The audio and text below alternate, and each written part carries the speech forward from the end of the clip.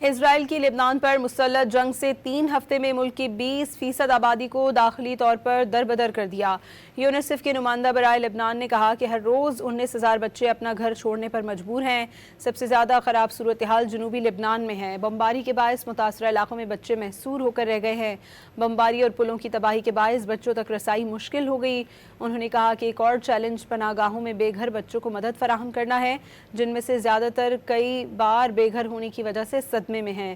انہوں نے بتایا کہ جنگ کے باعث لبنان میں اسکول مسلسل بند ہیں۔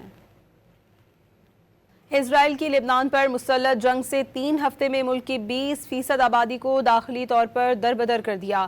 یونیسیف کے نمائندہ برائے لبنان نے کہا کہ ہر روز 19,000 بچے اپنا گھر چھوڑنے پر مجبور ہیں۔ سب سے زیادہ خراب صورتحال جنوبی لبنان میں ہے۔ بمباری کے باعث متاثرہ علاقوں میں بچے محصور ہو کر رہ گئے ہیں۔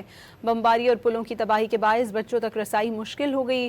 انہوں نے کہا کہ ایک اور چیلنج پناہ گاہوں میں بے گھر بچوں کو مدد فراہم کرنا ہے، جن میں سے زیادہ تر کئی بار بے گھر ہونے کی وجہ سے صدمے میں ہیں۔ انہوں نے بتایا کہ جنگ کے باعث لبنان میں اسکول مسلسل بند ہیں۔